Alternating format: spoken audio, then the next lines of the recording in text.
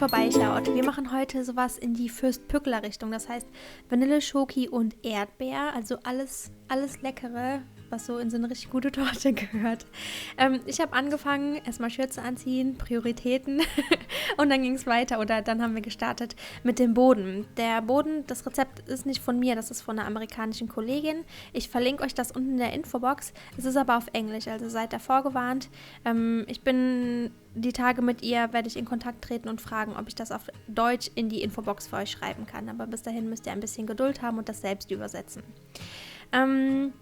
Die Herstellung dieses Bodens ist ein bisschen anders. Das heißt, am Anfang werden die trockenen Zutaten miteinander verrührt in der Küchenmaschine. Die flüssigen Zutaten bestehen aus Öl, Milch und Eiweiß. Und was jetzt hier zu den trockenen Zutaten schon kommt, ist ein bisschen weiche Butter. Und dann wird das alles so lange miteinander verrührt, bis da so eine trockene, bröselige Konsistenz rauskommt. Dann kommen in 3 Portionen diese Flüssigkeit dazu. Und dann wird das Ganze einmal 4 Minuten, dann einmal 5 Minuten aufgeschlagen. Also es ist eine ziemlich detaillierte Herstellung, um ehrlich zu sein. Ich habe mich immer dran gehalten und die Rezepte oder das Ergebnis spricht auf jeden Fall für sich. Von daher lasse ich das so laufen, wie die Dame das vorschlägt. Was ich in der Zeit gemacht habe, wo das am Aufschlagen ist, dass ich mir meine Springform vorbereitet habe. Und zwar habe ich da so ein nasses Handtuch drum gewickelt. Das macht, dass das gleichmäßiger backt und der Rand nicht so dunkel backt. Das heißt, das sind diese beiden Handtücher, die da drum gewickelt sind. Und dann war mein Teig aber soweit fertig. Nach Packungsanleitung, wenn man das so nennen möchte, sind in meine Formen gewandert und das Ganze kam dann in den Ofen so lange gebacken, wie sie das halt in ihrem Rezept stehen hatte, entschuldigt. Und dann habe ich das 100% abkühlen lassen. Für die nächste Komponente, für die Erdbeercreme, habe ich mir eine Marmelade gekocht. Wenn ihr diesen Schritt nicht machen möchtet, könnt ihr fertige Marmelade einfach benutzen, die nochmal richtig heiß aufkochen lassen und dann am nächsten Schritt mit mir weitermachen. Das heißt, ihr kocht euch die Marmelade einmal auf und gebt ihr dann über eure Kuvertüre. Diese roten Schoki-Eier, die ich da habe, das war ein Experiment, was nicht geklappt hat. Deswegen müssen die jetzt eingeschmolzen werden und kommen in meine Erdbeerganache. Aber wie ihr sehen könnt, habe ich meine Marmelade, meine heiße, einfach nur durch ein Sieb passiert, damit ich die ganzen Kernchen auffangen kann. Und dadurch, dass die Marmelade jetzt so extrem heiß ist, schmilzt halt sofort die Schokolade.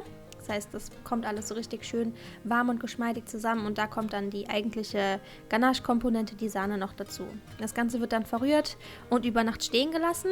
Dann habe ich mir auch noch Zartbitter-Ganache hergestellt, aber wie das funktioniert, habe ich euch schon so oft gezeigt, deswegen habe ich das jetzt nicht gefilmt, aber das habe ich direkt danach noch gemacht und beides stehen lassen.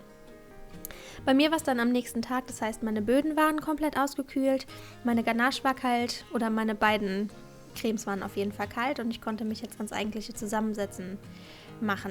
Dafür habe ich meine Böden einmal aus der Springform jeweils genommen, die dann so minimal oben ein bisschen getrimmt. Ich hatte so einen ganz leichten Hügel, den habe ich mir abgeschnitten und die Böden dann, der eine Boden war ein bisschen flacher, deswegen habe ich den nur einmal halbiert.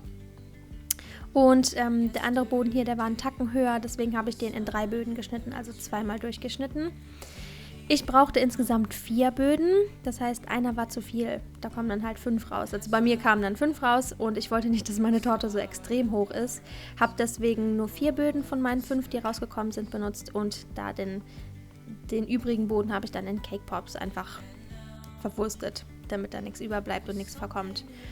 Und dann ging es weiter mit dem eigentlichen Zusammensetzen halt. Dafür habe ich dann zuerst meine Erdbeerganache aufgeschlagen. Die ist zu dem Zeitpunkt hier jetzt halt frisch aus dem Kühlschrank gekommen. Die wird jetzt einmal volle Möhre aufgeschlagen. Und beim Aufschlagen habe ich ein paar Päckchen Sahnesteif einrieseln lassen, damit wir da auf jeden Fall richtig guten Stand bekommen und uns da halt nichts zusammenfällt.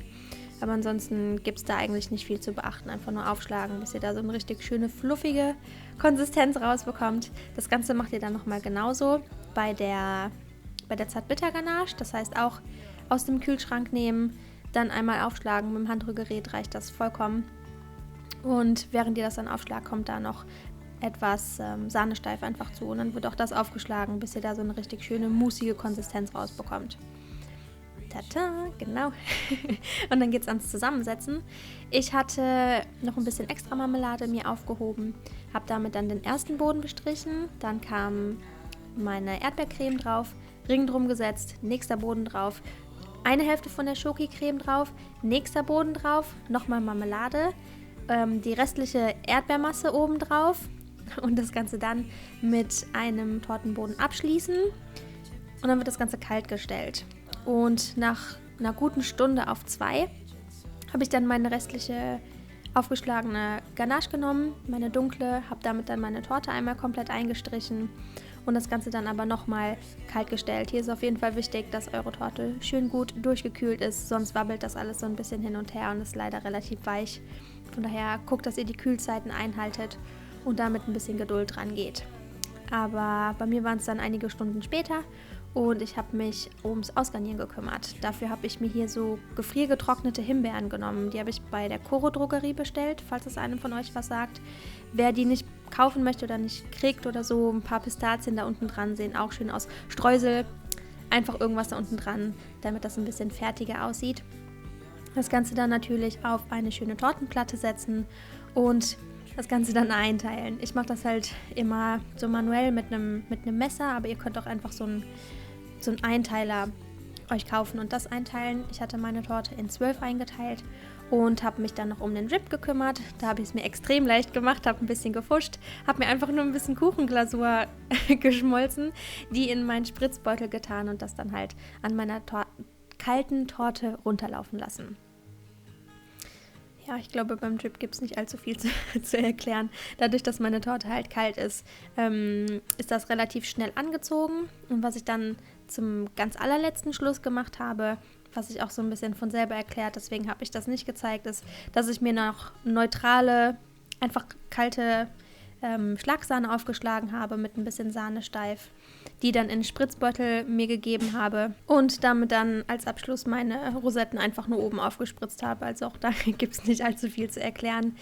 Natürlich sah es dann noch besonders hübsch aus, dass ich da oben ein paar geviertelte Erdbeeren draufgesetzt habe. Sowas macht halt den Look dann immer noch mal richtig, richtig rund. Das habe ich dann gemacht und war dann fertig. Tata! Also ich will mich nicht selber loben, aber ich finde, dass die super, super hübsch aussah. Ich war total zufrieden mit dem Ergebnis, auch mit dem Geschmack.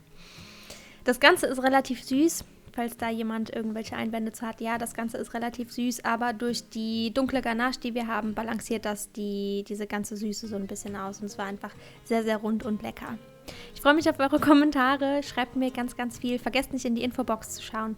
Und ansonsten hoffe ich, dass wir uns im nächsten Video wiedersehen. Macht's gut, ihr Lieben!